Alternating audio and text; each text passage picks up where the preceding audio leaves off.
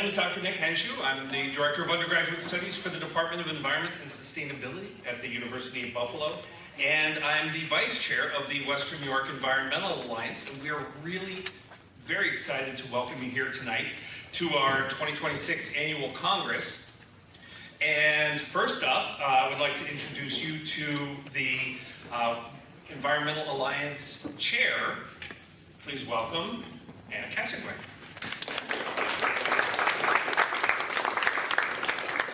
Hi everyone, thank you so much for coming. For those of you who are familiar with the Environmental Alliance, thank you for being supporters and members of our organization. For those of you who are new to learning about us, the Environmental Alliance has been around for about 18 years.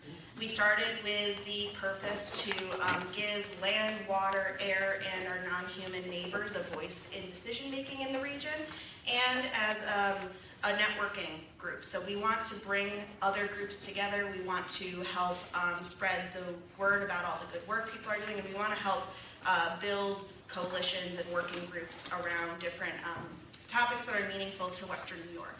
So this is a great return to that purpose, being able to share this space here with all of you to come up and share the good work that you're doing. So as Nick had said, please use this time to fill out notes that you about any presentations that you like, and please make sure to connect with each other after the event today and come and join us at Riverworks afterwards for a cocktail hour. Thank you. Also welcoming you here this evening is Maria Whyte from Sean Ryan's office. Please welcome Maria.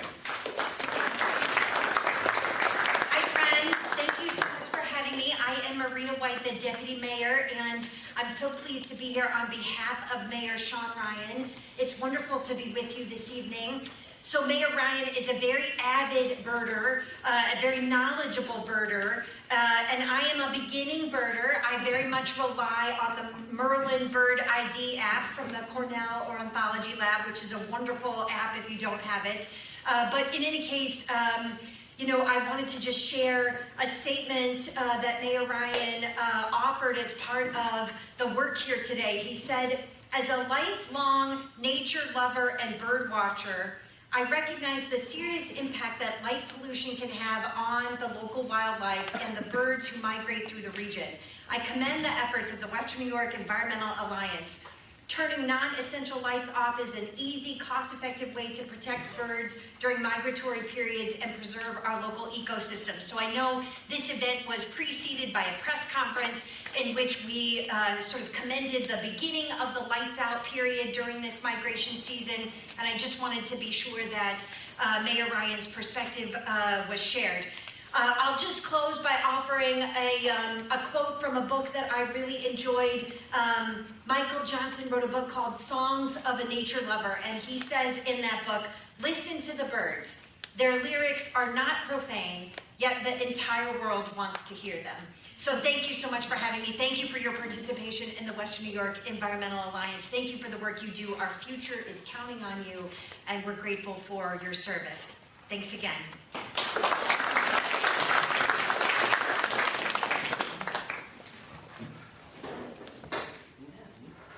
So we're going to start with a kind of an introduction to everything. But while Jay's getting up here and getting set up, I want to tell you what the lightning talk portion looks like. Here's some kind of ground rules. So now Jay is first up, and he has 10 minutes. So there's 10 minutes on the clock, and the little clock sits right down in front, where it's very intimidating. And it's just gonna count down. There you go. Oh, I started. No, I don't know. So, I yield my time to the gentleman from the nursery. When you have 1 minute left on your lightning talk, you will get the yellow light, and when you are all done with your time, you get the red light. And if I have to stand up with the red light, I'm coming for you. So we are just trying to keep the wheels on the bus. So if you're the next speaker up on the program, which we're going to follow, you can just kind of come over here and wait in the wings as the previous speaker is sort of wrapping up. And I believe that's it. Any questions about the format? All right. So is the first after Jay speaks? After Jay speaks, yeah, we'll get a roll on. And also, I've been told to tell everyone that this is not, kind of a sentence to sit here for 2 hours. So if you need to get up, move around, go potty, grab lots of food, please do that. Please do that. So don't be afraid to move around during the presentations. And ladies and gentlemen, please welcome our dear friend Jay Burney. Hi, everybody. Thank you so much for being here tonight. I'm going to give you kind of a rundown about what the Western New York Environmental Alliance has been about for these last 18 years, especially the last 10 years. I want to thank Maria Whyte. She got out before I got a chance to thank her. We've been working with the mayor on creating a nature-friendly, bird-friendly city concept, and I'm so glad that she showed up. She missed the press conference, and I was going, oh my God. The mayor had a tough day today. He had tax day, so he couldn't show up. So anyway, thanks. So let's just go through this little rundown. I've only got 10 minutes. I don't have that many slides. Oh yeah, John. Time out. When you're ready? Yeah, please. Thank you, John. So this is us. And this picture was taken last summer, I think. If you don't know any of us, you look at us, you'll see who we are. Thank you. One of the things that we have worked hard to do is to, and the topic of this tonight is to help create a resilient community together. We know that resiliency means social justice, means economic equity, and above all, it means the bottom line is the environment. So that's kind of the globe that we work in. Nature is important because nature sustains us. A lot of people don't know that. They say, why the hell is nature important? And go get my drink and go get my Sabres ticket. Nature is important because nature is fundamentally what keeps us alive, what made us alive through evolution, and what makes us alive every day through ecological services, clean water, clean air. And so we kind of celebrate that. Not only celebrate it, but talk about what's happening here in Western New York involving that. And you know what? It's not going good. All across the world, nature is collapsing. Species are disappearing. We're in an extinction episode. And you look around, you see that the world is having a hard time. So, what can we do about it here in Western New York? I can't quite read that. Maybe you can, but a friend of ours, Doug Talamy, has talked about the fact that, well, I'll let you read it because I can't read it from here. But we have a collapse. We've paved, we've dug up, we've transplanted new plants. We're in trouble. I think it says 95% of our natural areas in North America has disappeared because of development. That's a problem. That's happening here too. This is great. This is a reclaimed garbage dump, by the way, and it's been reclaimed wonderfully. It's one of the most beautiful natural areas in all of Western New York. We can do more of this. We have to if we're going to survive. John? There are some economic attachments to the value of nature. There's a new report that just came out last summer, I think, that talked about the value of nature. I can't read the number from here. But there's two huge numbers there, and that's overall, nature does not destroy, provides this amount of economic services. And I think these numbers are really low. Today, we're talking about huge numbers way beyond that, whether it's our deficit or our war costs. So these seem minimal in a way, but you know what? The value of nature, I think, is 100 times more than that. And I think as we evaluate it in the future, we're going to find out the more we destroy, the more money we lose, and the poorer that makes our planet and our people, and obviously our habitats and nature. So we've been working for a long time, Western New York Environmental Alliance, to create a resilient community. We've done lots and lots of projects. We've worked with the mayor for years and years. This is just a list of some of the things that we've done. I'm going to go over here. So we work social justice. We've worked with Buffalo United, Elbows Up, No King's Day, Stand Up for Science, Stand Up for Teachers. We've been there. We've supported them. We encourage people to go there. We stand up for justice. We're working with the allies of the Tonawanders and the Seneca Nation on the stamp plant. If you don't know about the stamp plant, it's here. People here can talk to you about it. It's a terrible data center that's going up, that's destroying huge amounts of land in western New York. Iroquois National Wildlife Refuge and the Tonawanda and Seneca Nation.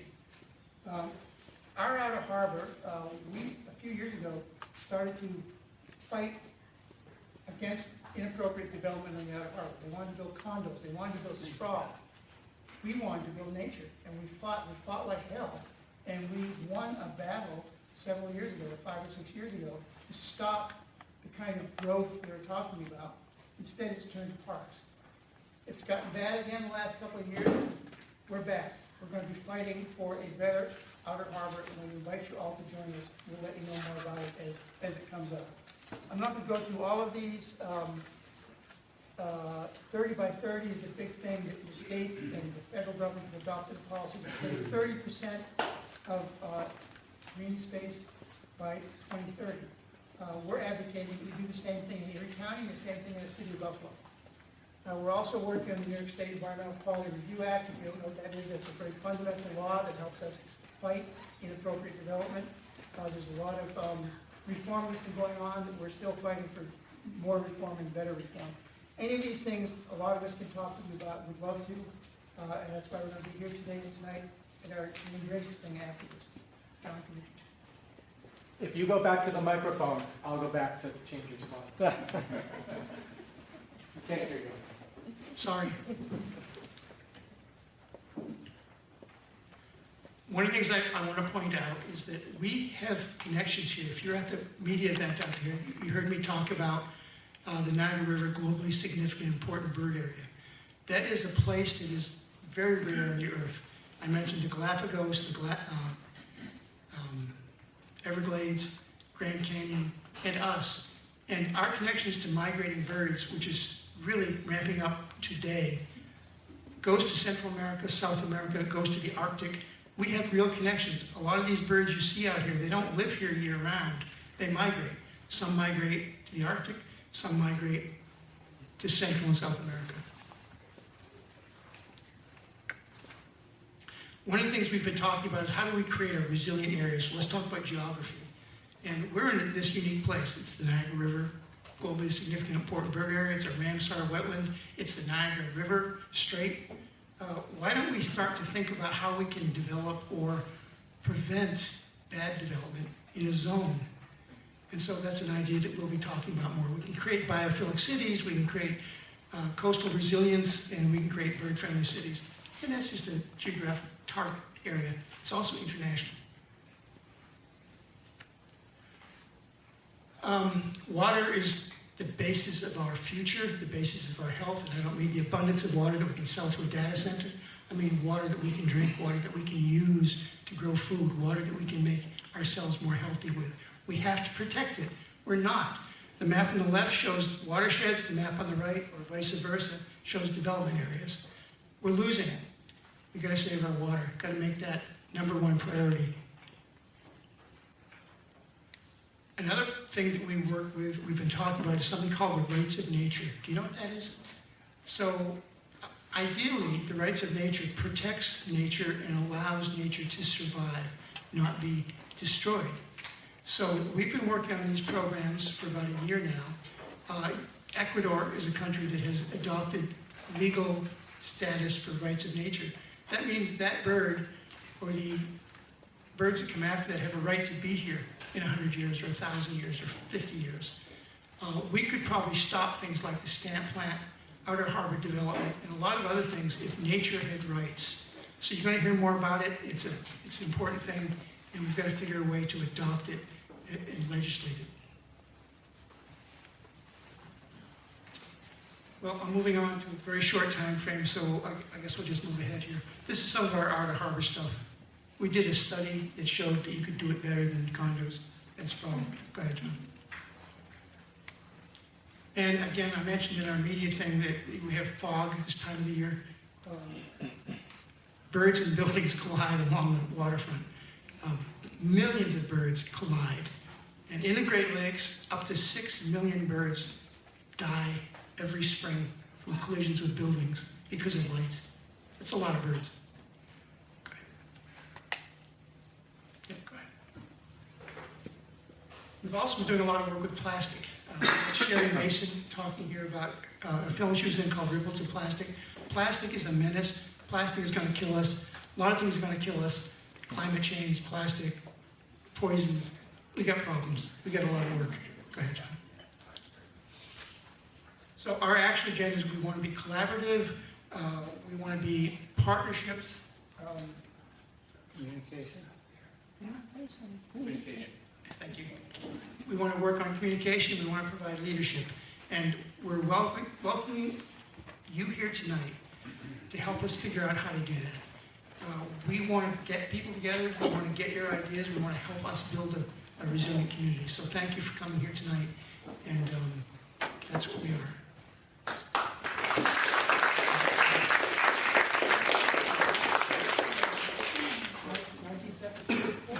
No, 19 seconds over.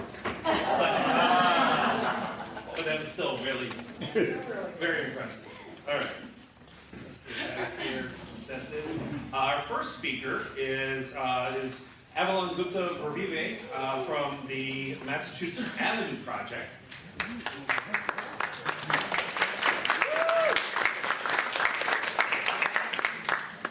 And we're going to turn on the auto captioning. Hang on for just a second till that's running. And if any of the speakers that are listed on the program aren't here, please, if they could let me know that they're not here, that would be really helpful.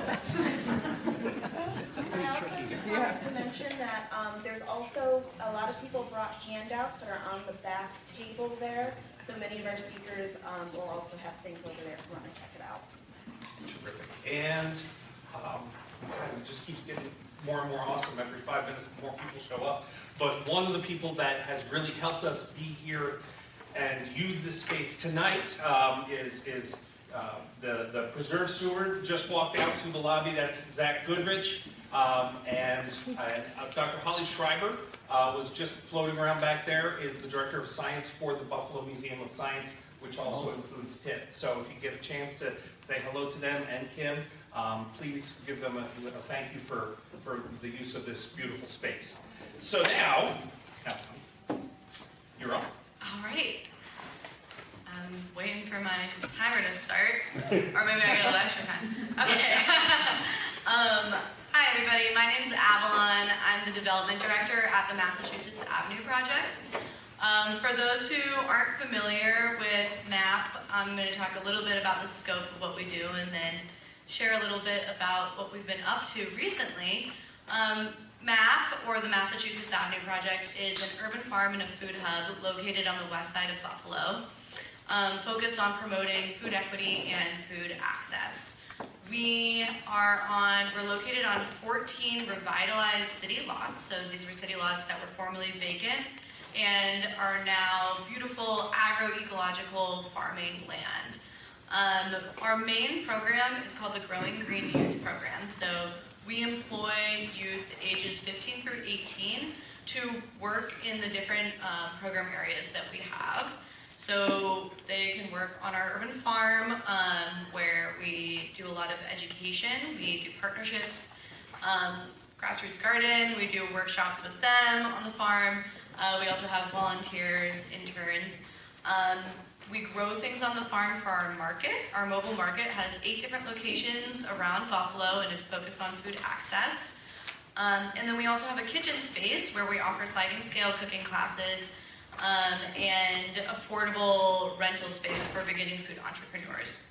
And then sort of threaded throughout all of this is our mission around food justice and building teen leadership and focusing on policy change around food access.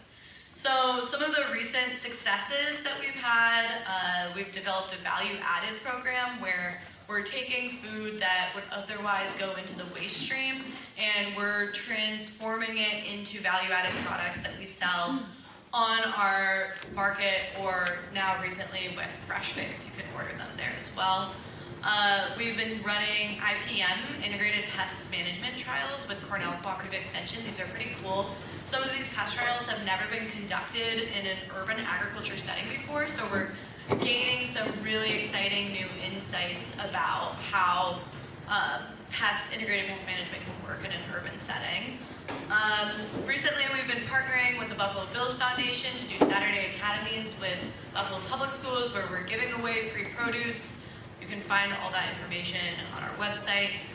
We also have a harvest savings discount program, so lots of great stuff going on, lots of stuff going on, period.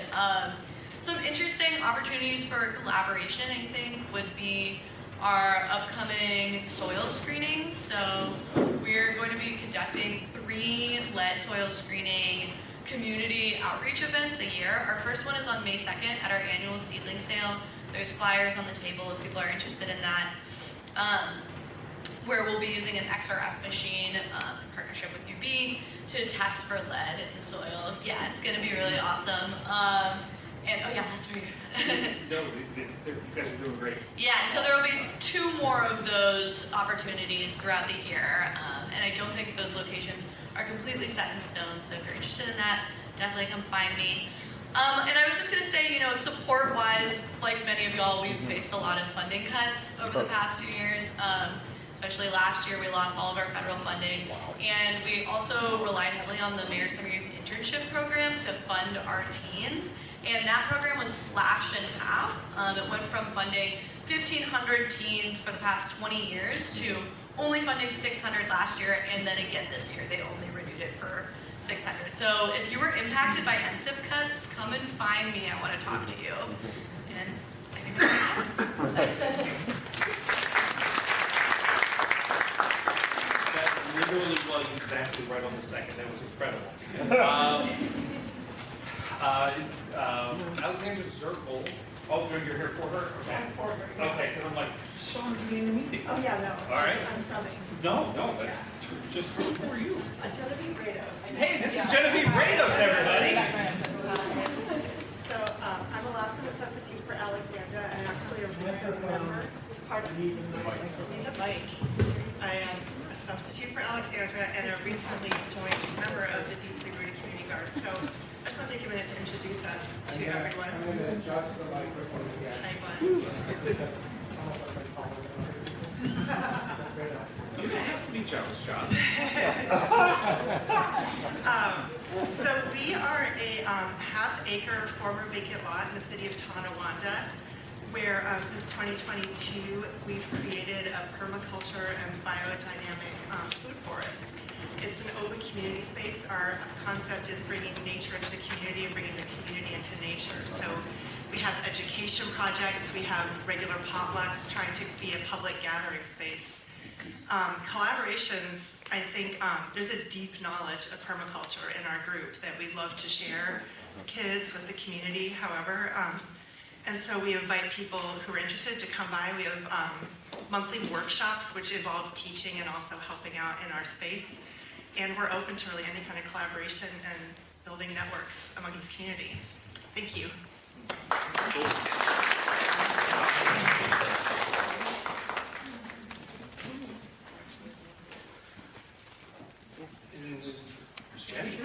Jenny Bruce. What I tried to do was kind of organize these a little bit thematically so that we had all sort of the gardening and food people in one neighborhood. And I would say both of the Growing Greener and Massachusetts Ave have had our students involved, and it's changed them for the better. Like you had Jessamine last year, and her whole life has changed, her career trajectory, everything. So you guys are doing really wonderful work. And you are feeding us wonderful food. So, From the Lexington Co-op, this is Jenny. Hi. Yay. I'm shorter than loud and talk. Here I am.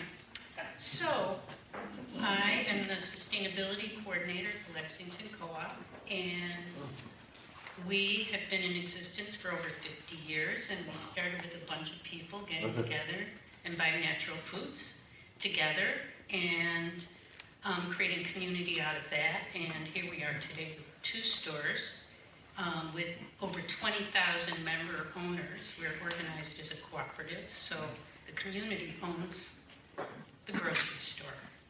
And we have a full-service grocery store, pretty much. We have prepared foods, which involve a lot of plastic and other things that you throw away. And we have takeout food, all kinds of things, bulk food, it's all there. And now, I came to see that Ripples of Plastic film a few weeks ago, and it got me thinking that the co-op can't do it alone in terms of teaching people about reuse and about the impact of plastic in our world. So here I am again talking to you. And one of the things that we do now that most people don't, some people don't know about maybe, is that people can come and buy their own containers. You don't have to use a plastic bag. We have paper bags, we have glycine bags, we have all kinds of things that people can take if they've forgotten their jar. And now, just last week, we opened a jar library at the Hertel location. So you can now bring in your jars that you don't need, and we'll sanitize them. And then you can, other people can borrow them and bring them back. So we just started that. We can see how that works because people often forget. But as it stands, even there's no jars in the jar library, you can bring your own containers, bags to the co-op to buy your bulk, to buy your produce, to buy everything but prepared foods. We haven't figured out how we could do prepared foods, and that's kind of where I want to go with this. So now, I want to go back to my daughter coming back from Scotland and telling me that in Killarney, the town of Killarney outside the National Park in Scotland, they have every single cafe, grocery store uses the same takeout cups, and you drop them off at another place. You don't have to bring them back to the same place. And that creates a whole new possibility, because if we start having people take out cups, and then they can only bring them back to us, it's really difficult. They pile up in your car. And that's what's happening, I think, with the silverware, because we stopped having throwaway silverware in the co-op, and we only have real silverware. And so people take it, and they wash it, and they bring it back, we sanitize it, we put it out again. So what I'm looking for is people interested in starting to form an idea of how we can start something. Maybe it's cups. My big vision is that we can do something with takeout food, something that people can take from almost any place in the city of Buffalo, in the suburbs, and then bring it back to another place, and then it gets rearranged. And that's happening. People are doing it in other cities. It's not a new idea that I suddenly thought of. And so going back to where we've been, that's one of the places we've been. So thank you.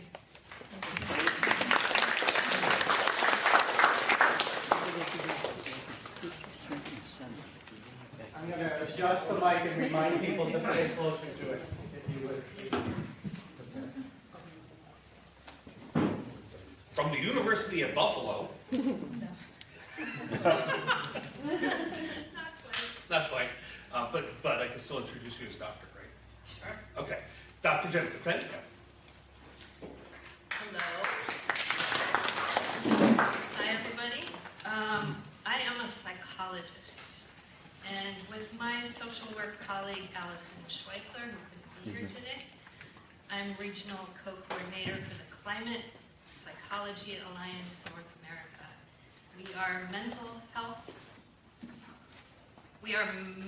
health workers for a livable planet. We love, respect, and value science, just saying. And there's accumulating evidence that as our Earth body heats up, so do our emotions. So I'm also a senior trainer with Climate Psychology Alliance Climate Cafe facilitator, training and support team.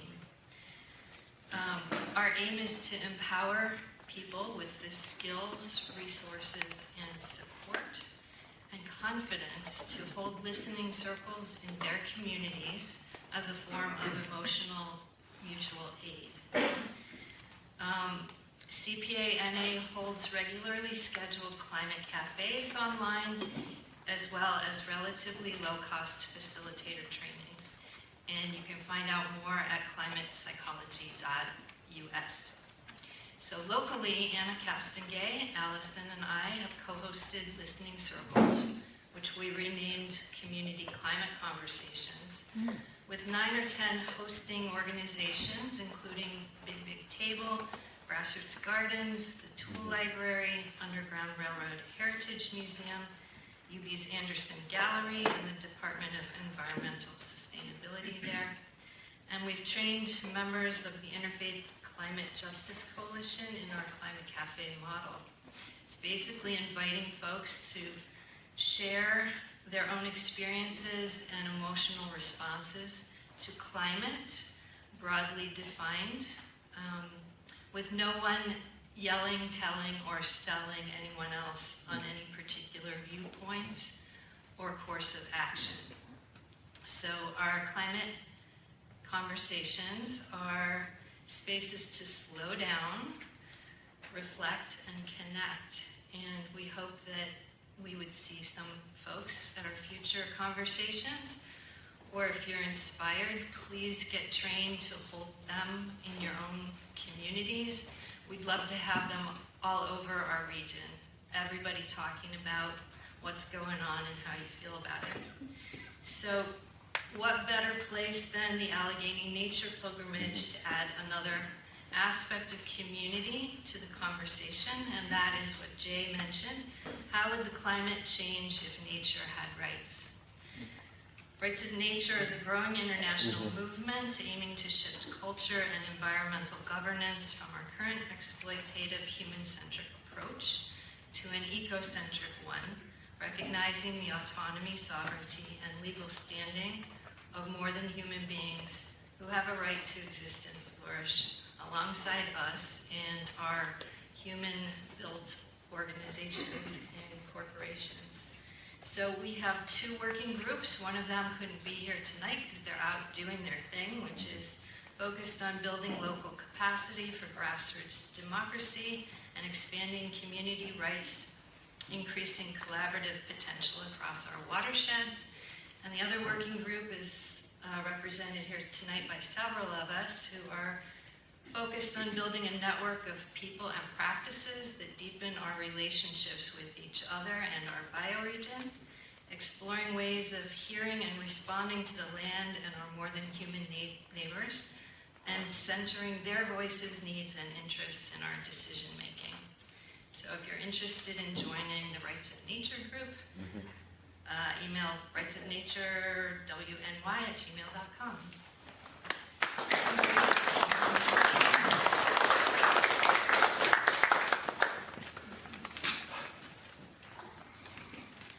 From my friend Jen and my friend Ann, this is Ann McCooey from the Blackrock Riverside Alliance.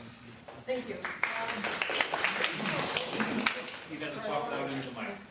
Thank you so much for all of you to make this a priority in the evening, because we really appreciate you all being here. The Alliance has 2 missions, environmental stewardship and economic development in the North District of the City of Buffalo.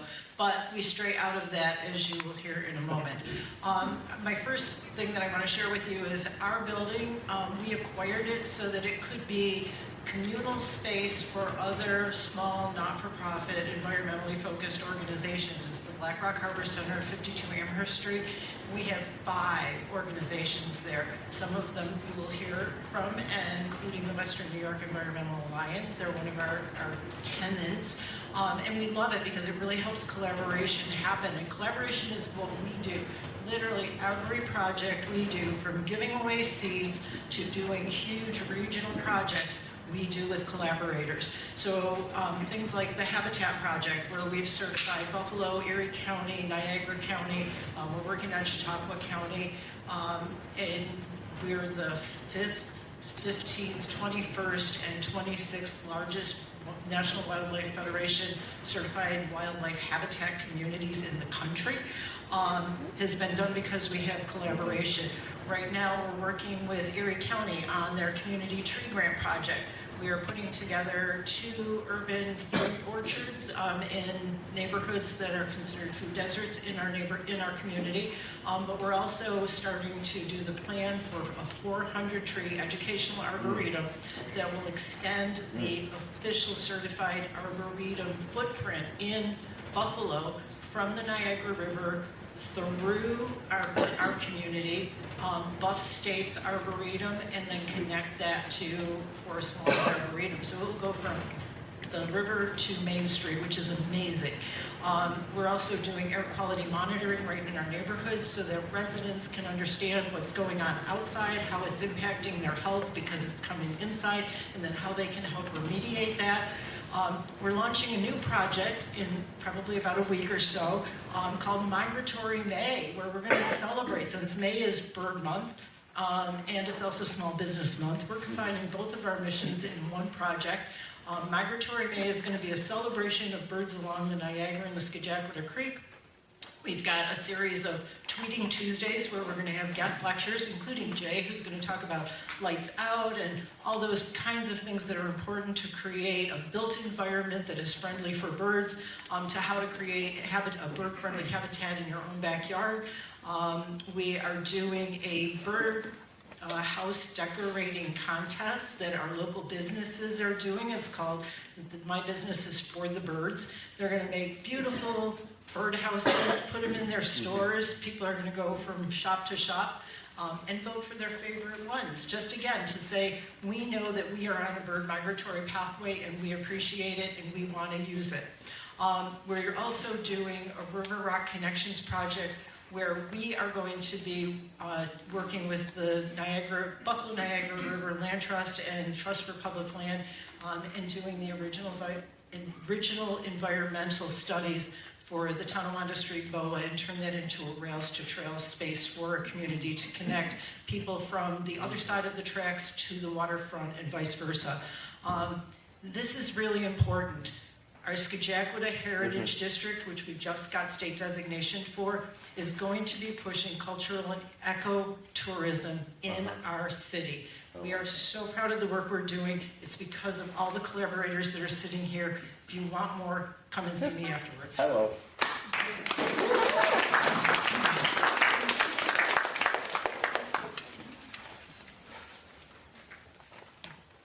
Just, if you've driven down Niagara Street in the last 3 years, that's what Ann's been up to. It's just an incredible transformation. Allan Jamieson. Go Allan. Ladies and gentlemen, from Wild One's Western New York chapter, it's Kenny Parker!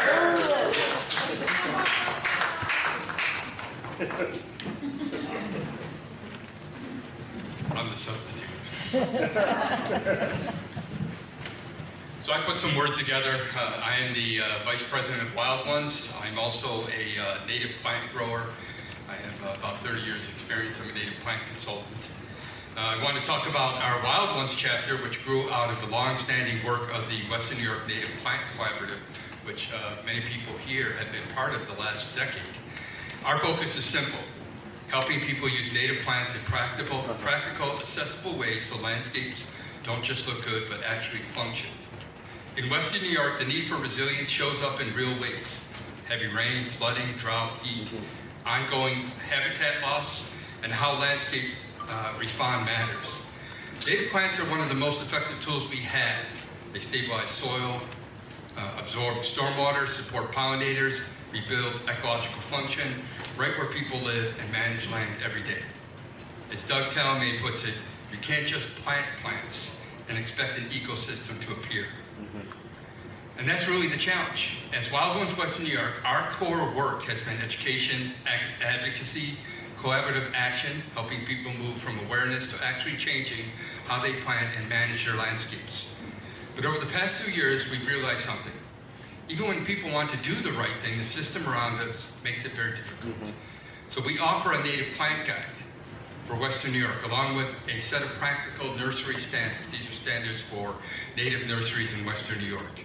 At its core, the guide is a decision-making tool. It helps people understand which plants are truly native to this region and provides the most ecological value for the conditions we're working with.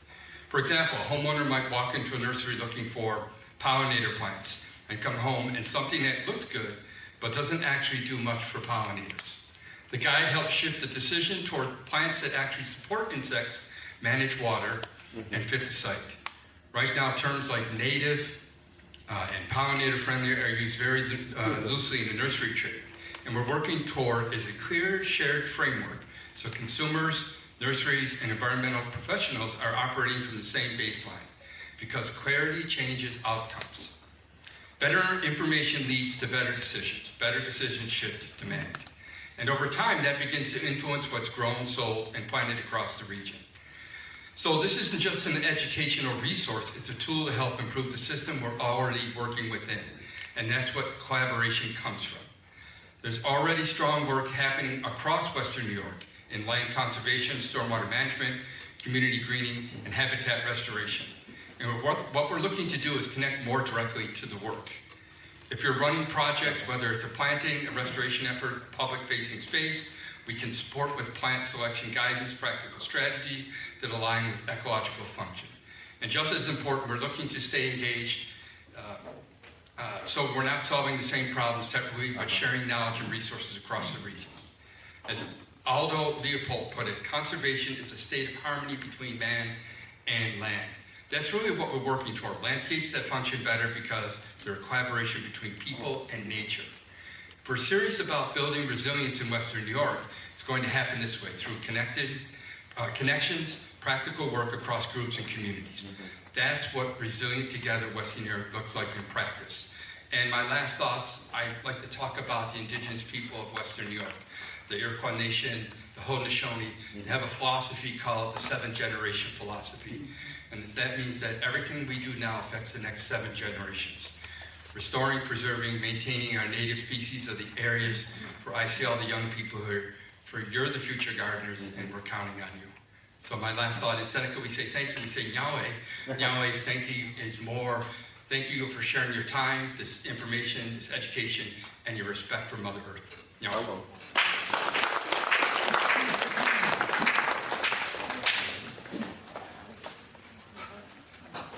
And for the students in the back, you're going to get to see a whole hour of Ken Parker tomorrow in Restoration Ecology.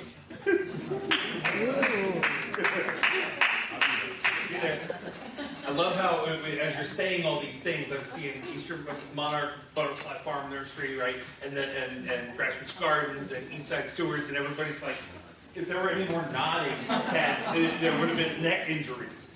So, very happy to bring up Rob Fetter from the Reinstein Preserve. All right, tough act to follow, especially those closing remarks, so thank you for that. Reinstein Woods Nature Preserve is a 290-acre nature preserve located in the heart of Cheektowaga. While the land is managed by the DEC, our nonprofit, the Friends of Reinstein Woods, serves as its heartbeat. We are a volunteer-led organization dedicated to promoting environmental stewardship and providing programs that connect people of all ages and backgrounds with the natural world. Our mission is simple but vital. We believe that by fostering a love for nature today, we ensure the protection of our local environment for tomorrow.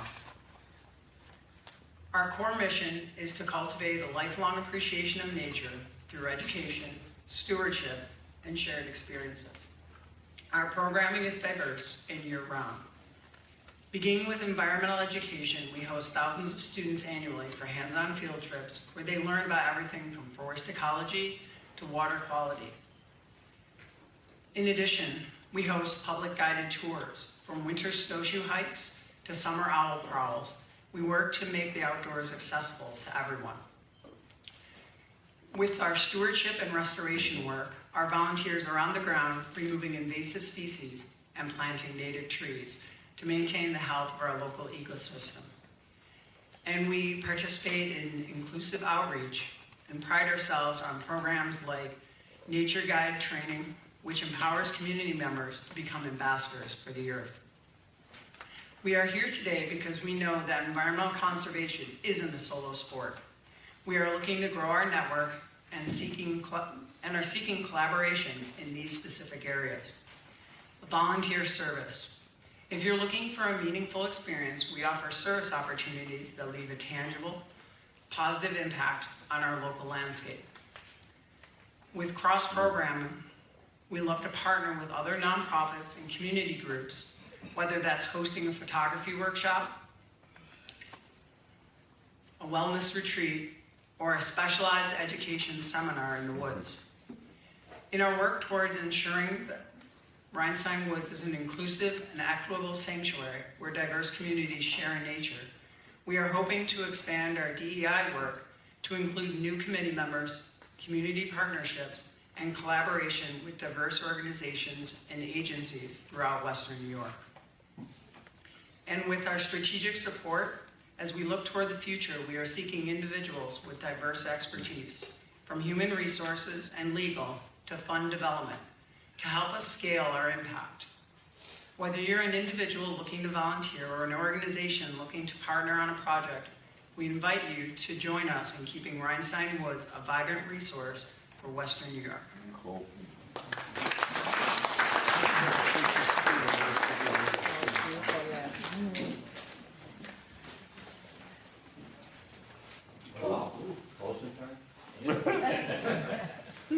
Sure, okay.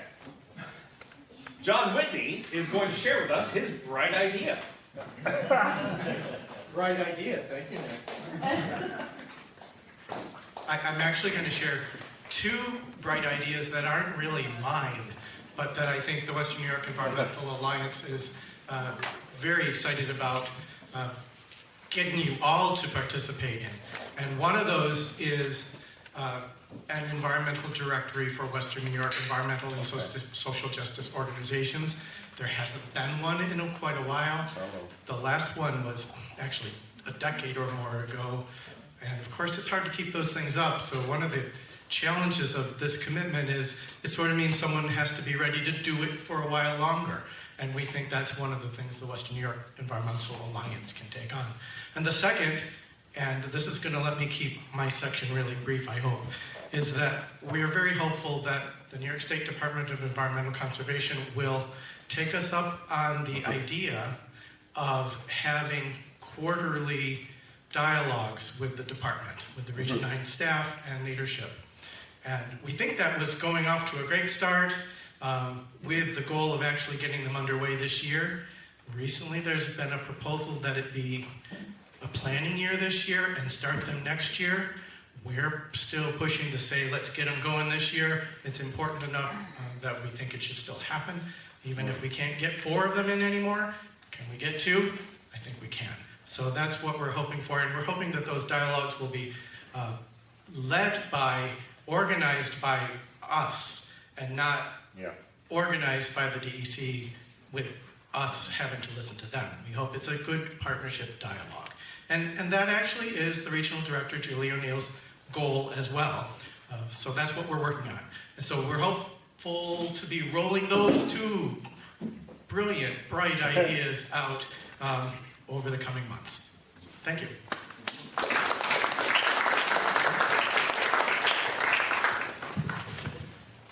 Thank you for enlightening us. John was the one that turned on the light switches. That was the joke there. Bless. Okay. Speaking of the Department of Environmental Conservation in Region 9, we're joined by Stan Radon and Ken Zeidel, both from the Buffalo office. And Stan is one of our outstanding adjunct professors that teaches a variety of classes at UB. Ken is our departmental volunteer who coordinates all of our distinguished lectures and seminar speakers. And I wanted to remind everybody, or at least tell everybody, that we have an ongoing lecture series at UB, bringing world-class authors and scientists and practitioners in to meet with students We take them out to dinner with kids. We have the big public shows are 6 p.m. on Friday evenings. Our last one for the semester is Dr. Irene Pepperberg, who is at 6 p.m. on November, April 27th, 4th. Okay, thank you. Hillary and Ben are both like, no, it's the 24th. April 24th at 6 p.m. in Cook 121. And Irene will be talking about her work with animal behavior, especially her parent, Alex. And you've seen movies and Discovery Channel shows about that, and we'd love to see you there for that event. And now I have the distinct and honorable pleasure of introducing everyone's Uncle Dave O'Donnell from Eastern Monarch Butterfly Park.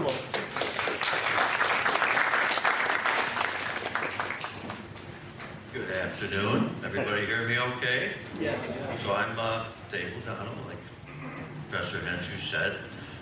We have Eastern Monarch Butterfly Farm. We have been raising monarchs for about 25 years. I know I don't look that old. So all of our monarchs are native monarchs raised right here in Western New York and released right here in Western New York. We don't use them for entertainment. We do a lot of presentations around Western New York. I have something called I do environmental education days where I release butterflies, and that's what brings everybody together. No matter what our divisionary ideologies are, we don't argue about butterflies yet. So we get involved with a lot of projects. 75% of what we do is education, and probably the other 25 is we need to raise money so I can eat. So we do a lot of educations with schools. We've got projects like the Big Picture Project. I work with Grassroots Gardens on that one, and the Iroquois National Wildlife. It's a wonderful project where we get kids involved. I've got a pilot project with General Motors on River Road. They're actually trying to do something great for the environment. Oh. And they're actually doing pretty well. And then then I have one at Iroquois National Wildlife. I've been redoing a lot of their meadows where the eagles are, and including their headquarters. We've got a lot of native plants in there. Then we have some projects coming up. So we raise about 1,500 monarchs a year and release them around Western New York. And like I said, they're all wild native monarchs. And they're a great educational tool that attracts a lot of kids and adults. We tag butterflies sometimes with Dr. Henshue down at UB. I think we tagged a couple hundred last year. So that's always a fun event. And then, so that's what we do. We do grow a lot of native plants for organizations, Reinstein Woods. We grow some stuff for their plant sale. Mostly milkweed, because milkweed was considered a weed for a long time. I got laughed at quite a bit when I would bring them out, and people say that's an invasive weed. So I would bring the caterpillar along, and they say, what is that worm on the plant? And then I would explain to them. So now you see milkweed everywhere, and all of our plants, just about all of our plants, are native right from here in Western New York. I'm not as educated as Ken Parker here on native plants, but anybody can start a pollinator garden. Just simply take a piece of your lawn or whatever and just return it to nature. My house looks like I died 2 years ago. But my neighbors know who I am. So I will be around if anybody has any questions or want to try raising some monarch butterflies. There's a lot of controversy about that, but monarchs are doing actually pretty good this year. They're up about 65% because of what you folks are doing and planting milkweed in other gardens and things like that. So that's very encouraging. And it really gets people involved in nature because, like I said, everybody loves butterflies, and that's why why we do what we do to keep going. And Dr. Henshue doesn't know I'm colorblind, but thank you very much.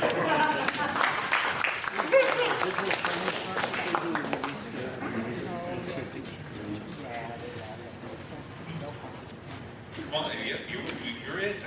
So from the Adirondack Mountain Club, what is the Niagara Frontier chapter, and you are the program director. Program chair. Sorry. Madam Director, if you would please. Thank you. Hi, everyone. My name is Pamela Sander, and I am a member of the Adirondack Mountain Club, or ADK. Established in 1922, our organization is known for hiking. However, we are also quite involved in conservation efforts. I'd like to read our mission statement, which is, ADK works to protect New York State's wild lands and waters by promoting responsible outdoor recreation and building a statewide constituency of land stewardship advocates. Based in the Adirondack Park in New York State, ADK is a leader in providing outdoor education, promoting responsible recreation, and organizing stewardship experiences. The organization has worked to increase access to the backcountry by building trails, conserving natural areas, and developing a stewardship community that supports the ethical and safe use of New York's outdoor spaces. We're a member, donor, and volunteer-supported organization. ADK reaches across New York State through its 25 chapters to inspire people to enjoy the outdoors ethically and develop a sense of stewardship for the environment. Our activities include educational programs and guidebooks, outreach to schools, professional trail work in the Adirondacks, local chapters and trail work, and local programming and outings. From collaborating with state and local groups to alleviate the impact of high levels of use on the most popular trails to combating invasive pests such as hemlock woolly adelgid, our state-level advocacy team works tirelessly to conserve wild lands and waters and promote ADK's mission objectives. So I am currently the acting programs chair of the Niagara Frontier chapter of ADK. We're referred to shortly as ADK-NFC. Our chapter was established way back in 1971 and has a proud history of supporting efforts to preserve wild places in our region and all of Western New York, including Amherst State Park, Nature View Park, and Old Growth Forest in Zoar Valley and Allegheny State Park. We have spent decades working on these and many other projects. Our chapter has worked with many Western New York organizations, some here today, helping to organize volunteers for shoreline and roadside cleanups, planting native trees, establishing pollinator gardens, documenting the presence of invasive species, trail development and maintenance, education, and advocacy. We also support the statewide initiatives of the ADK by participating in letter writing campaigns. At our monthly meetings, programs have included presentations by many here, conservation organizations. Another way we help promote conservation efforts in Western New York. For more information, you can talk with me. You can go to adk.org or adk.nfc.org. Thank you.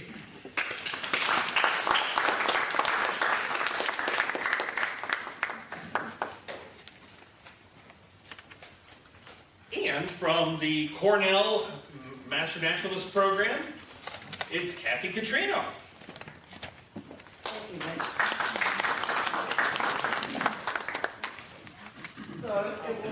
describe to anybody that I thought this was going to be a totally different lecture. Sorry. 4 minutes.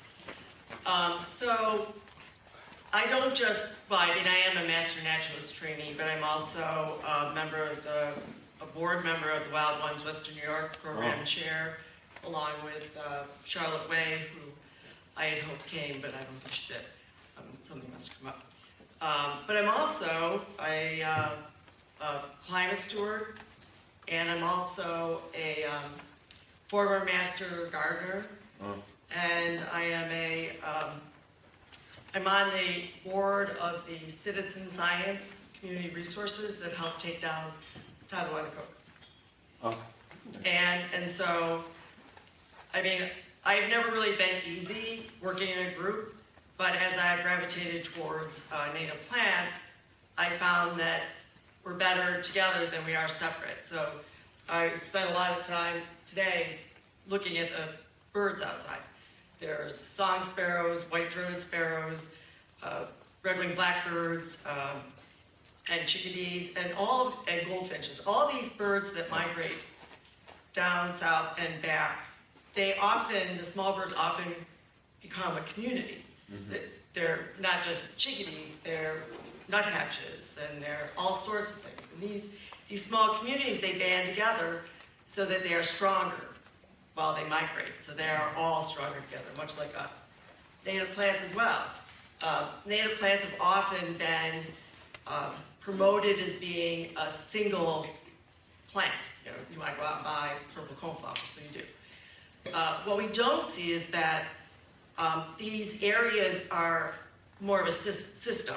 They have specialized relationships, monarchs and milkweed, hackberry, butterfly, and hackberries, spice bush swallowtails, and spice bushes.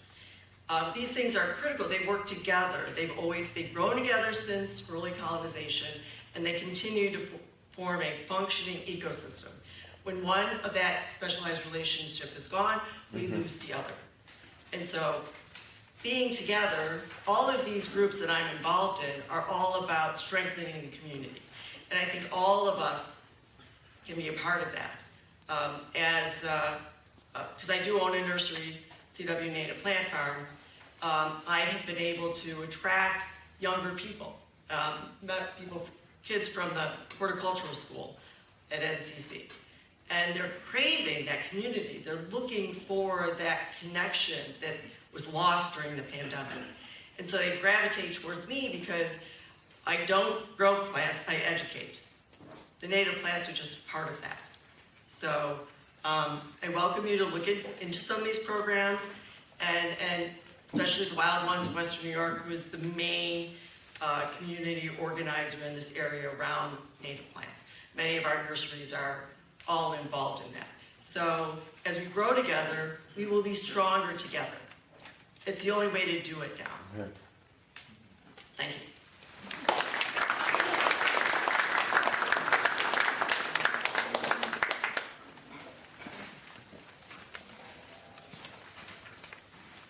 Community is huge. Community is the reason that we all stick together and are able to accomplish what we accomplish. And I hope that echoes through so many of these presentations. With an incredible list of things happening. Laura Chanel from the Niagara Beautification Behavior. The hard T on there, so it is French. It's Chanel. Appreciate you. Yeah, I was wordy in my thing. You gotta give me a minute or I'll just fill it up. Niagara Beautification Commission has been around since 1978.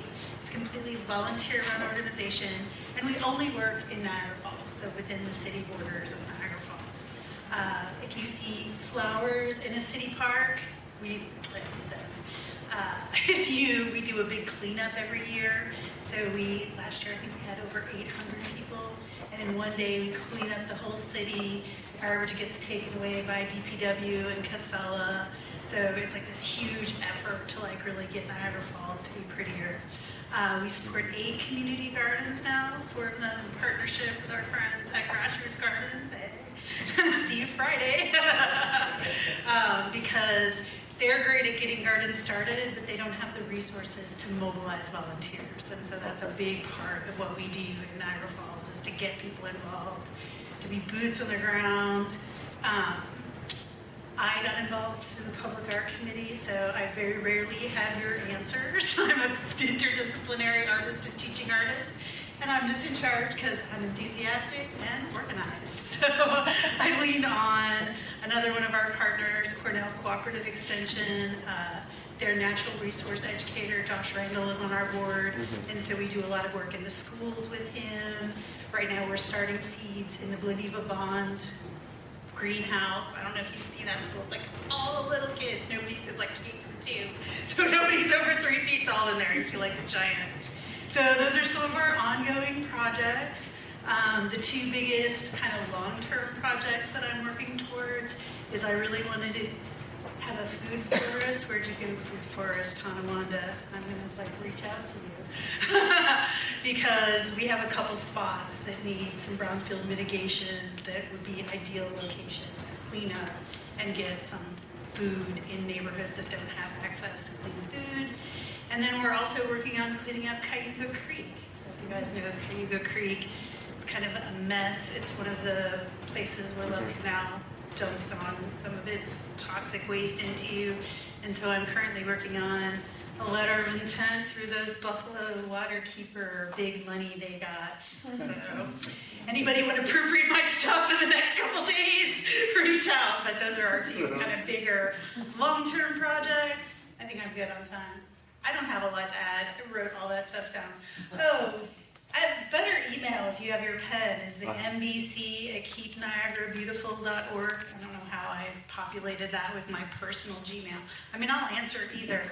I did put brochures over there, so feel free to grab one. And, if you want to do anything in Niagara Falls, reach out, because we love to partner with other organizations. That's all.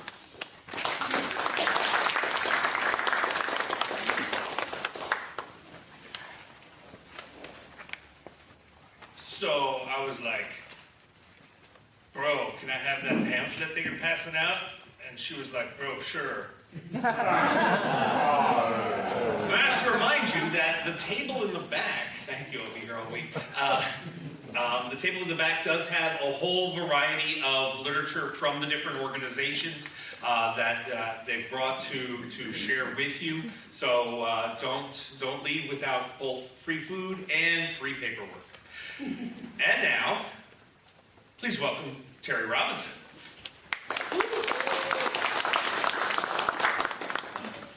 Great. I see all my people here. This is going to be a little different because I'm wrapping up some things that involve all of us and that commonly are not perceived that way. Because what they generally do is divide and conquer. What they generally do is not allow us to cooperate together to make things better for all of us together. 1 week from today is April 22nd, Earth Day 2026. The first Earth Day in 1970 was the largest gathering of Americans in history. 20 million people. Later, it became internationalized and derivative events and organizations. So when they tell you about No Kings and it being 9 million people, it was second. There were 20 million folks organized first around teachings and, in a sense, to correct what they saw was happening. What was happening was local, state, federal government and institutions were operating together to poison us. They continued. Prior to Earth Day in 1966 was the National Historic Preservation Act. In 1970, the National Environmental Protection Act.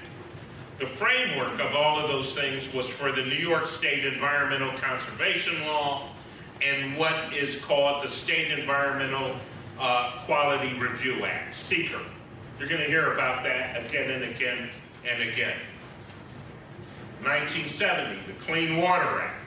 All of that actually was sort of a derivative of what was going on at the time, which was what they called a highway revoke. Because what they were doing was putting in an interstate highway network throughout America, you know, just storming over everything, right?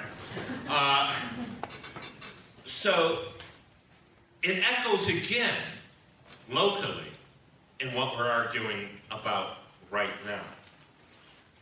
5 days from today is 4/20. I don't think I need to go into that. Yeah. Anyway, April 24th, the 4th Department litigation is anticipated on what the East Side Parkways Coalition has litigated. It's an issue as to where the 33 and 198 is, whether they alienated public parkland, public trust, et cetera, et cetera. That decision was supposed to come out March 20th. It was supposed to come out March 24th. We anticipate it'll come out April 24th. If it does, and when it does, it may be a monumental act, so just keep your eyes open for that. Current challenges on the federal level, the EPA has involved in reversal and re-entrenchment. As part of this administration, the reversal of clean water, clean air, the staffing, et cetera, across the board. Keep an eye out for that. In New York State, what we have realized is a nullification of the State Environmental Quality Review Act. In Buffalo, in Erie County, those things that are supposed to guarantee environmental protection have, in essence, been rolled back or disregarded. That includes native plants, that includes every aspect of the environment, including what we may call the effect of that. Do I got it? What's the word? Let him talk. Anyway, removal. When I made this, I actually called this the Terry stick.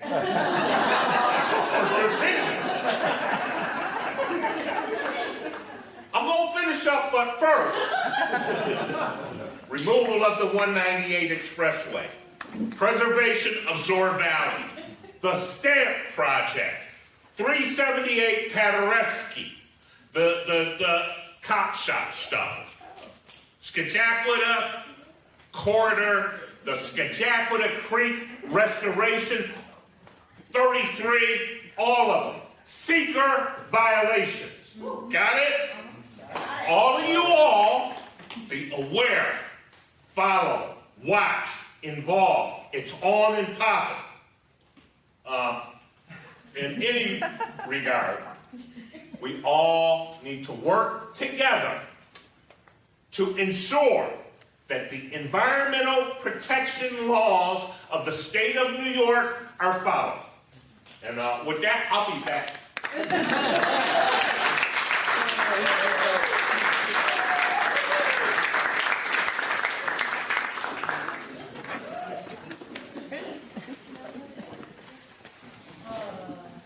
I really did call it the Terry stick.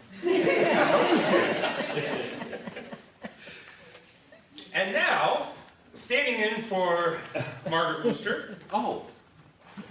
No, this isn't Margaret. This is Linda Schneeklock. Thanks.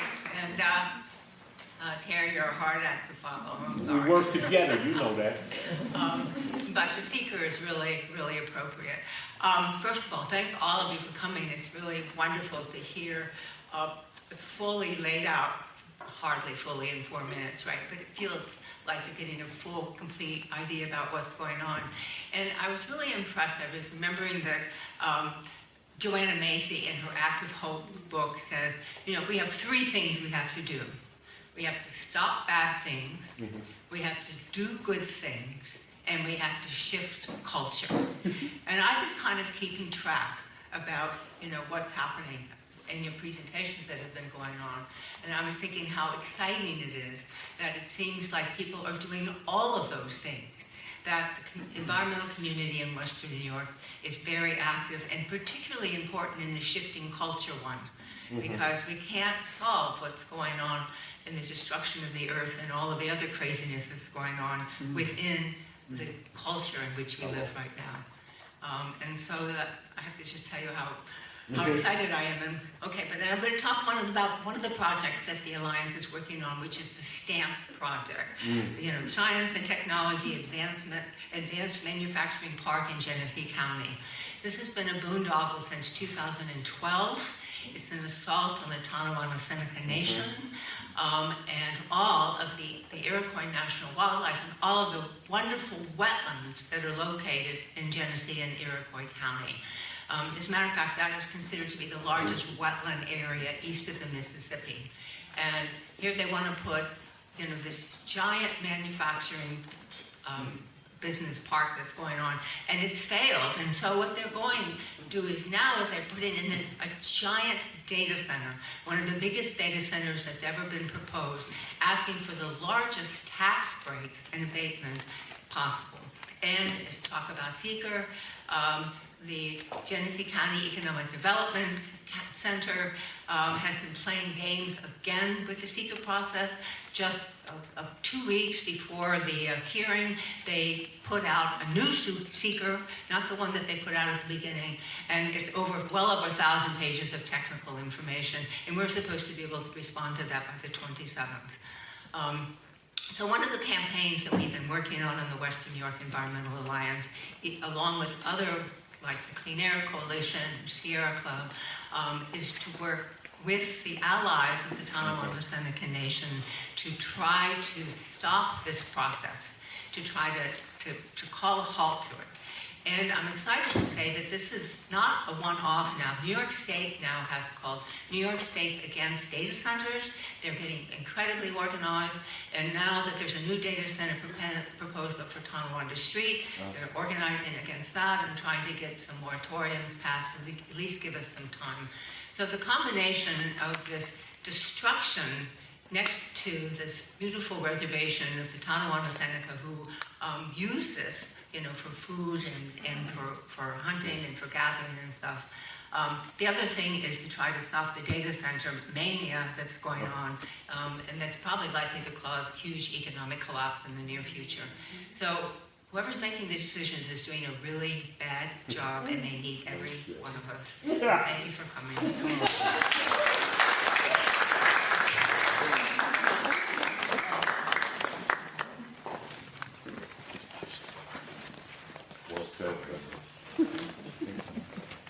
And just as another reminder, we will be reconvening over at Buffalo River Works directly after this for I can't read your lips. Okay. For what? There's a QR code that you showed me, but I couldn't scan it with my eyeballs. Oh, the board application. Yes, we are accepting applications to join the Western New York Environmental Alliance. And you can do that by blooping that QR code that's in the back that Hillary is holding up. And she will hold that up exactly still for the next 42 minutes. Lovely. So wrong. It's just terrific. You have a future as a man at Camden Grad School doesn't work out. Sorry, too soon? Might be too soon. It's been too soon.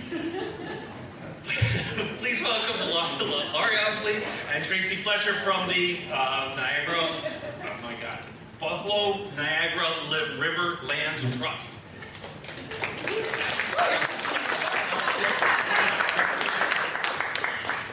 Hi, everybody.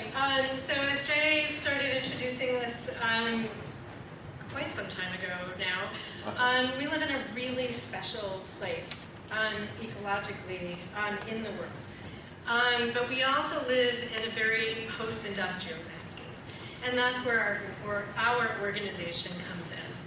A lot of and we specialize on cleaning water. I have to move closer. We specialize in remediating waterfront property. And obviously the waterfront is really special and important here, and everyone should have access to it.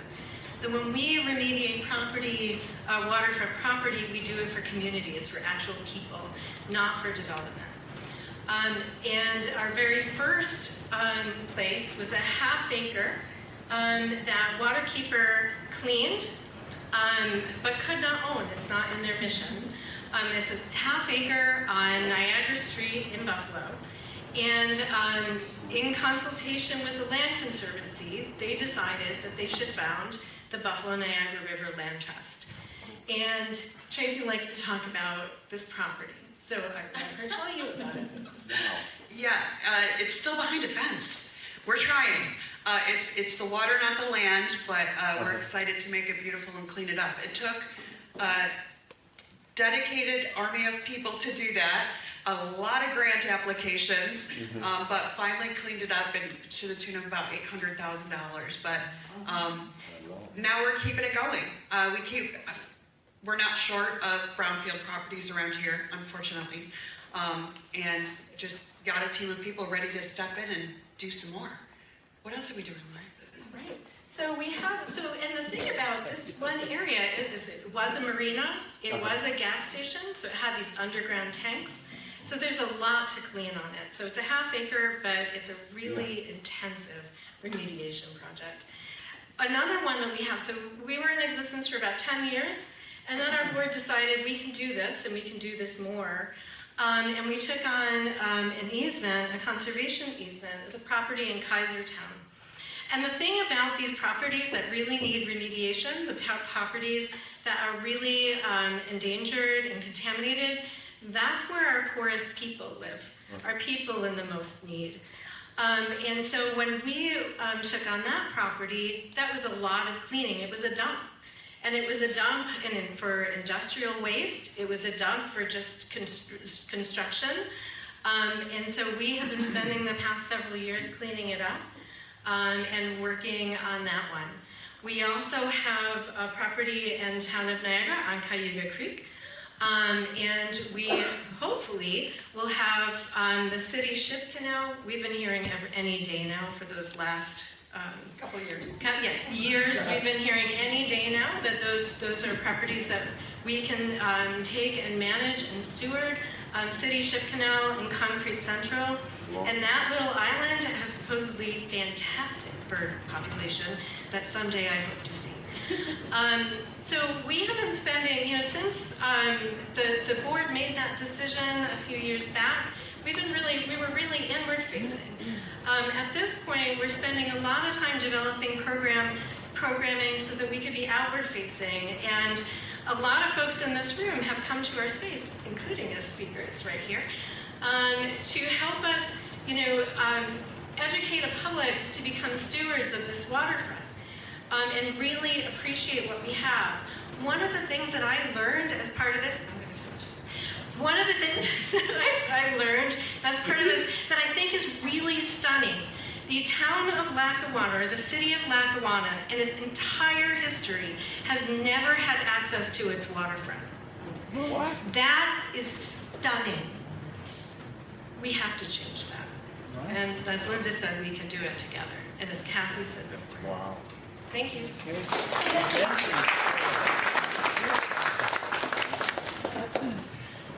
Many of you have heard me say this before, but it's being able to preserve huge tracts of land and pristine wilderness, old-growth forests, Zor Valley and College Lodge, it's crucially important. But saving the small rights-of-way and the half acre behind the porn shop on Niagara Street is so crucial usually, it's the blue porn building, not the purple porn building, is so incredibly important to the people who live there. The environment is everything that isn't us, is what Albert Einstein says, and having that homegrown land trust is such a valuable asset. And helping with restoring those small spaces and making sure that it's a clean and wonderful place to be, please welcome Jim Golden.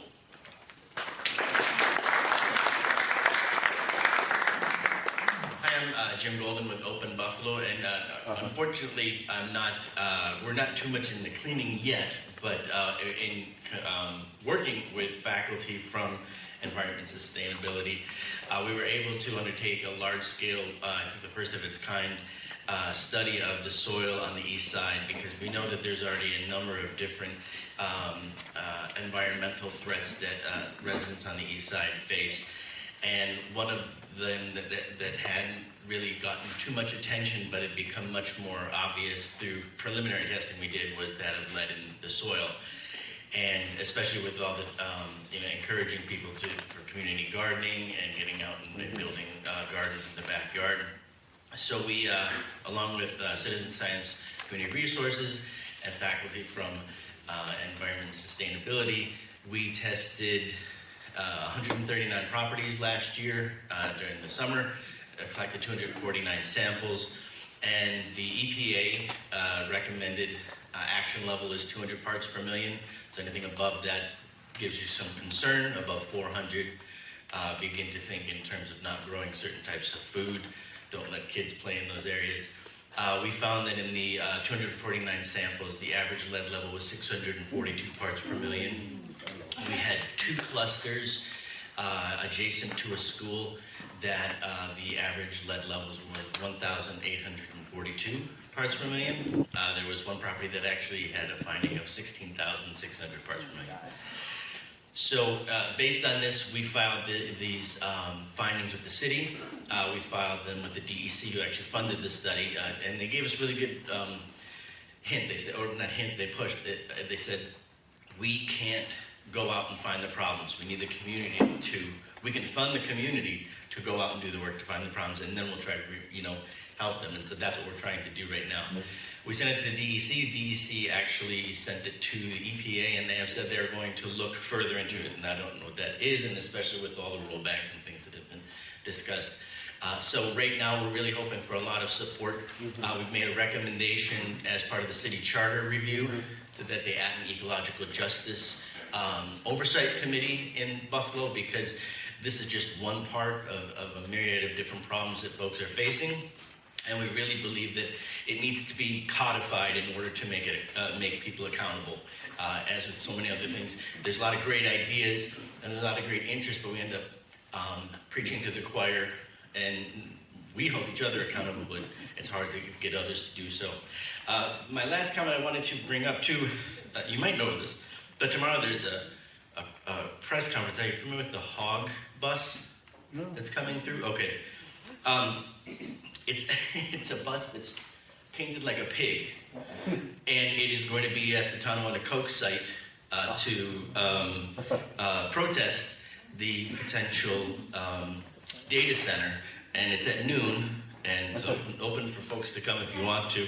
There should be a media advisory coming out. I think it's sponsored by NYPIR, and the bus is going to a bunch of different places, but should be cool. It's literally shaped. It's supposed to be dressed up like a pig for the energy hogs of data centers. So let me want more information. Thank you.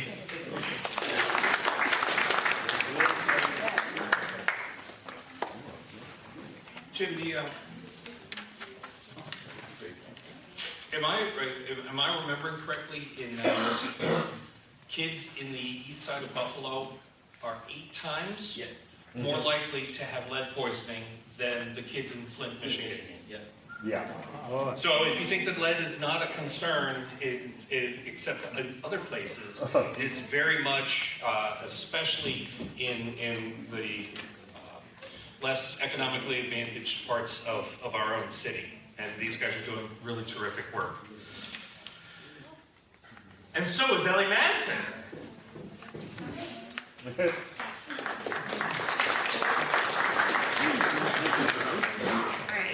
Yeah, I think it's fine. I'll fold this instead. So, hello everyone. My name is Ellie Madsen. I am the project coordinator for UB's Center for Climate Change and Health Equity. And we are trying to bring together researchers, advocates, and community leaders to address the pressing challenges of climate change and health disparities.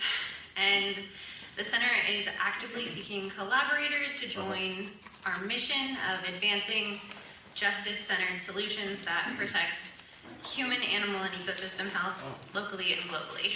So Jim has already been in our inbox a couple times, and we're very new here at UB and at Buffalo. We have 5 faculty members and 2 staff at the center, and we might seem small, but we are definitely mighty, and we will be celebrating our 2-year anniversary at UB in June. And as previously mentioned, we are trying to build out our projects here. We have projects globally in the Amazon, Philippines, Kenya, just to name a few, but we're really trying to get a domestic hold. But not a lot of us have been here that long, and it's hard to make those inroads. But to highlight a few of our projects that we are currently working on, one of our faculty members focuses on the impacts of disasters on health outcomes. And they're looking at what makes disasters worse for some people. Locally, she's working on a new project exploring how we can help people with disabilities during disasters and power outages in New York specifically. And she's also doing a review on prison and jail preparedness plans across the state to identify gaps in keeping incarcerated people safe during disasters. So that's a gap that a lot of us don't think about in disaster preparedness and extreme weather, heat, floods. Another one of our faculty is working with the Graduate School of Education on hosting monthly inquiry groups. So whoever mentioned the climate cafes, I was like, oh, we need to talk to you so much. And they're specifically working with educators and community advocates across Western New York. And they're compiling written reflections, surveys, and having structured discussions to examine how all of their work intersects with climate justice and to explore strategies on educating about climate change while also fostering empowerment and collective action. Some other people in our center are trying to focus on rural health in correlation with climate change and disaster preparedness and resiliency. And we also want to investigate rural and urban perceptions about drinking water and different ways that people interact with their environment. That all being said, I have flyers and cards and would love to talk more, as we're always looking for community partners and future collaborators who are interested in anything in the climate and health equity space.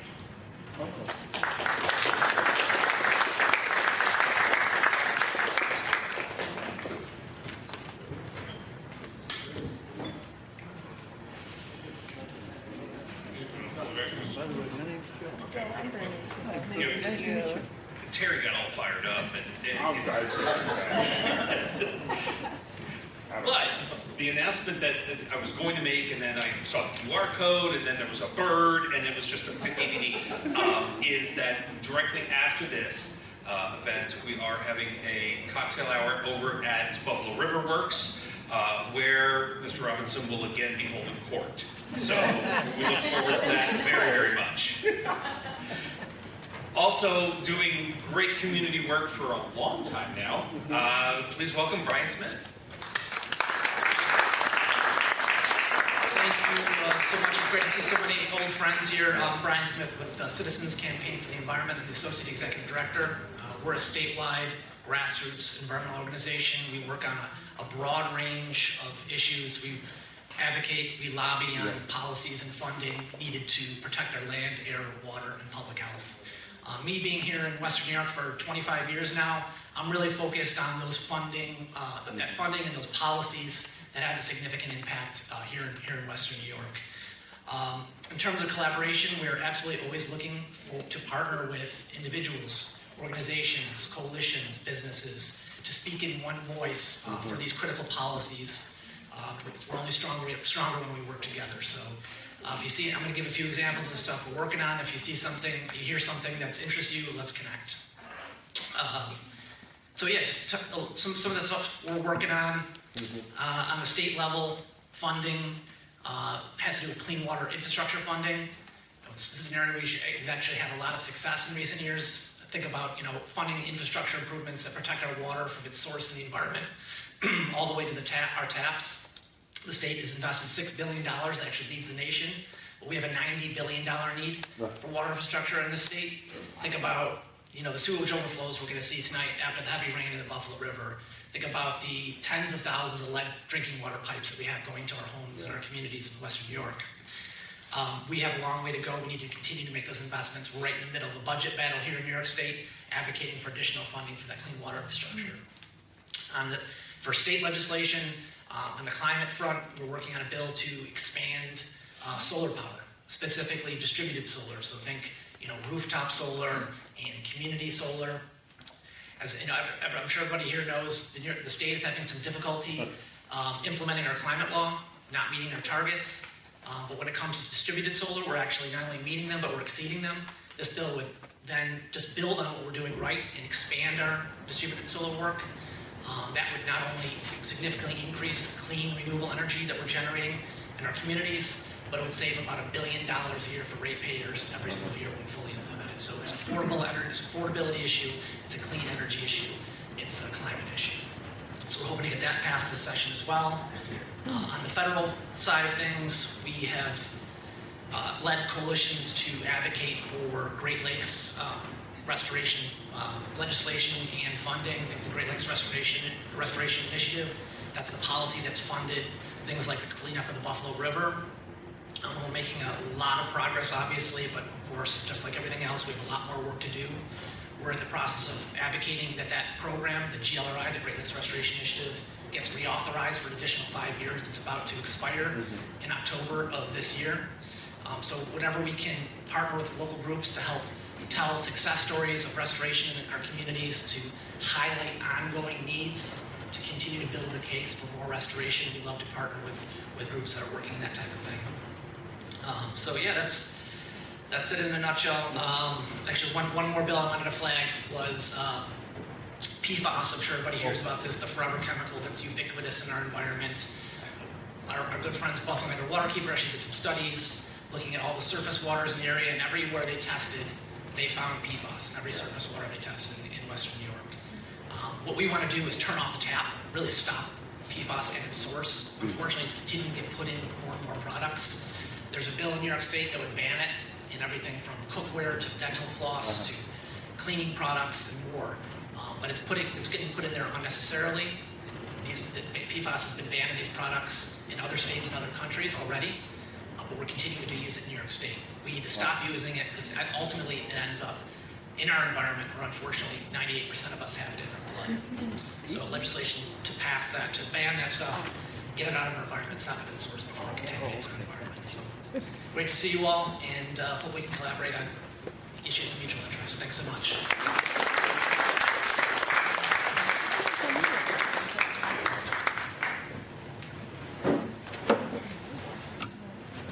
I love that you bring props. It's not the 8-foot 2x4, but it'll be terrific.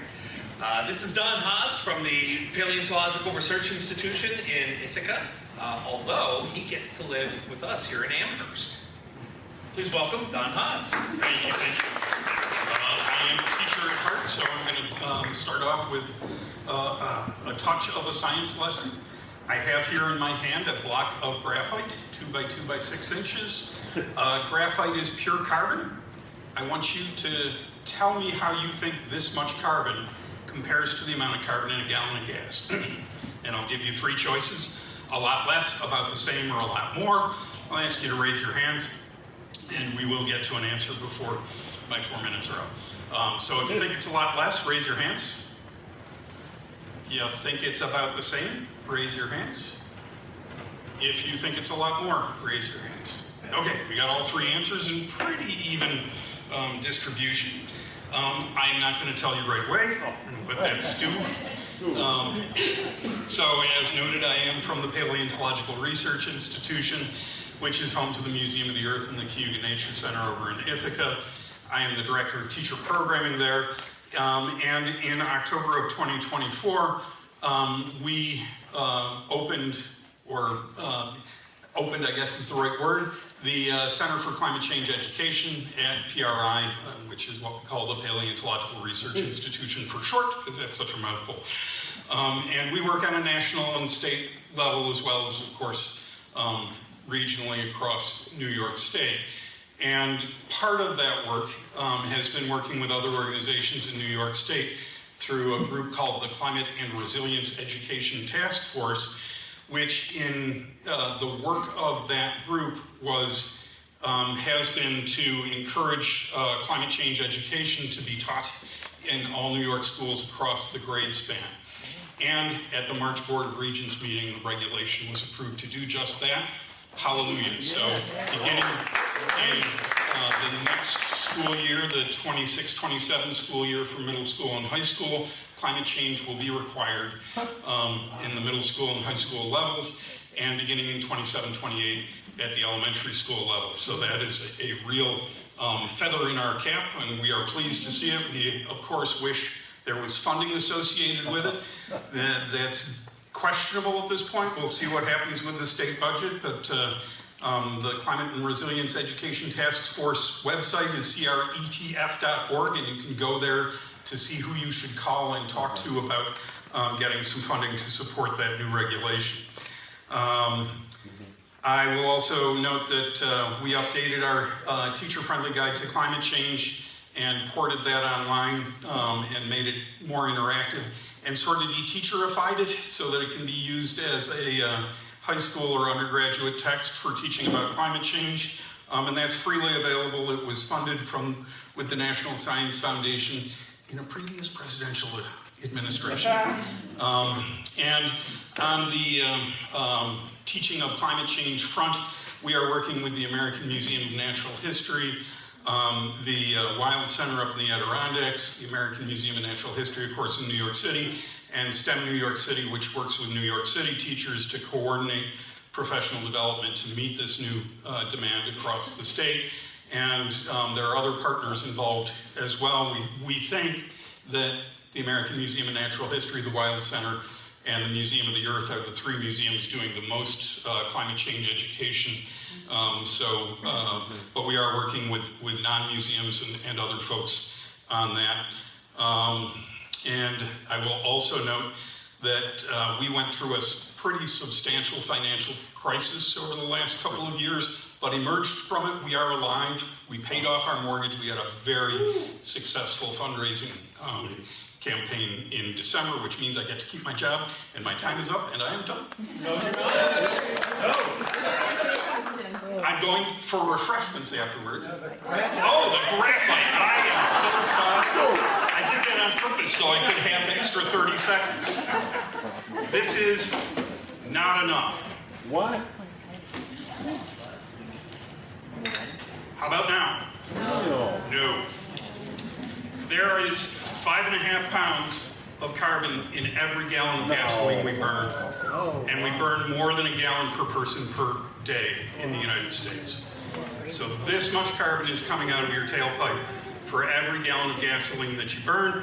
Of course, it doesn't look anything like this because it's in carbon dioxide, which is an invisible gas, but there is this much carbon dioxide in every gallon of gas. About 5.5 pounds of a 6-pound gallon of gas. But wait, Don, yes. If that's just pure carbon, and carbon dioxide is carbon and 2 oxygens, which is heavier than carbon dioxide, than carbon, how much weight is made of carbon dioxide is made from one 6.7 pound gallon of gas? Well, it turns out to be about 19 pounds of carbon dioxide from every gallon of gas. That's not magic, it's chemistry. It's taking oxygen from the atmosphere and combining it with the carbon in the octane, which is the most common part of a gallon of gas. Any other questions? No. Okay.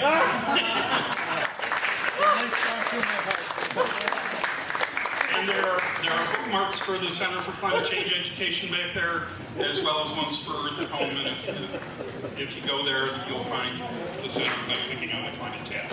We were running a little bit ahead, and so we were able to add one more 4-minute slot, and that is for Hannah Sello, who is creating a research project and needs your help. And so we're almost there. We're almost there. But please welcome Hannah.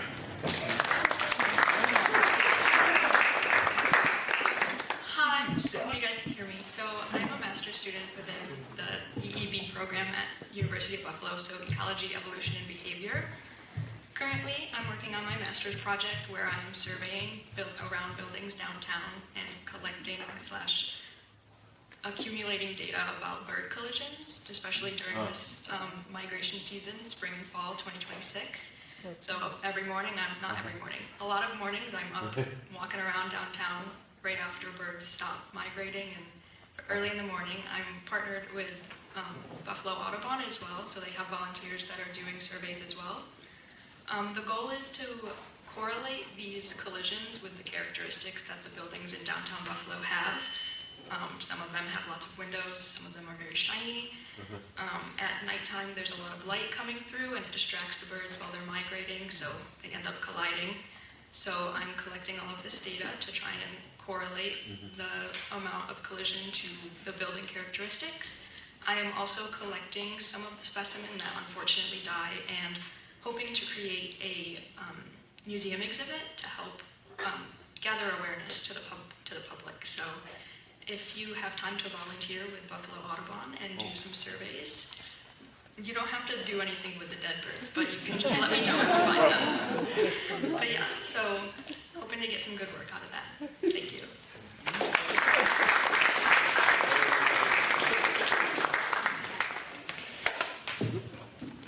And one more research pitch. We could have let Harry talk. No introduction. This is Hillary. Hello. This has been such a good turnout. Thank you all for coming. I am a graduate student, one of Nick's student, Dr. Henshue's students, and I'm really grateful to be a part of the board of the Western New York Environmental Alliance. So we are, like Nick said, accepting board applications. If you know anybody, it is live on our website. Please tell your friends about this. Also live, I am working on my thesis, and there are some in the back flyers. I am also collecting some data, not around dead birds, but around storytelling, both equally important in my opinion. I think that the way that we make change in our community is by bringing awareness to the feelings and the emotions, and really kind of what Jennifer spoke about is as our climate changes, so do our perspectives. And so I am gathering stories. I just need 20 households, hopefully diverse, a wide variety of experiences regarding cold and hot temperatures, so extreme heat and extreme cold snaps. That might not apply to you. You might not have something that you want to share, but maybe someone you know lived through the Buffalo blizzard or had a really extreme experience last summer. So there is a QR code on this flyer. Feel free to take it with you. If you know anybody that would like to sit down with me and yap for an hour, I'm giving all participants a $30 Tops gift card for their time and energy, and it would be really appreciated. Hopefully these stories will be in a narrative form, thematic analysis that will be given to the Department of Planning at Erie County to help steer their extreme temperature plan that they are formulating. Thank you. Thank you.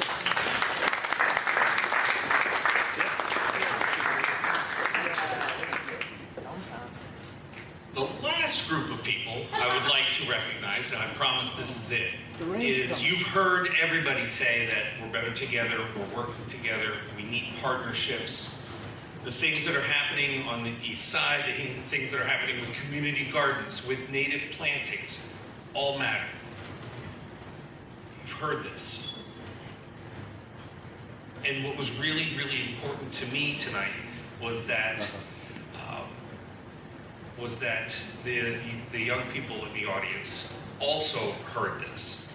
If you are one of our UB students, or were one of our UB students, or currently maybe forever one of our UB students, please stand up.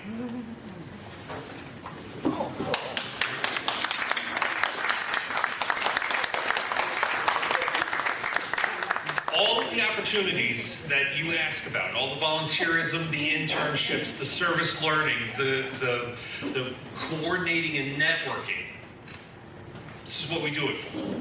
Sweet. And we're pretty damn proud of it. So thank you all so much for coming out again tonight. We will be holding service with a beverage with Reverend Terry. I'm a doctor. You are a doctor. Dr. Reverend Robinson over at Riverworks. Thanks again to TIFF Nature Preserve. Thanks again to all of our speakers. And of course, please take paperwork, please take food, please bloop QR codes, please shake hands, kiss babies. Don't shake babies and kiss hands. It doesn't work that way. Guys, have a wonderful evening. Thank you for coming out. Nice to meet you. I gotta go harass my friend. Wow, you guys. Wow.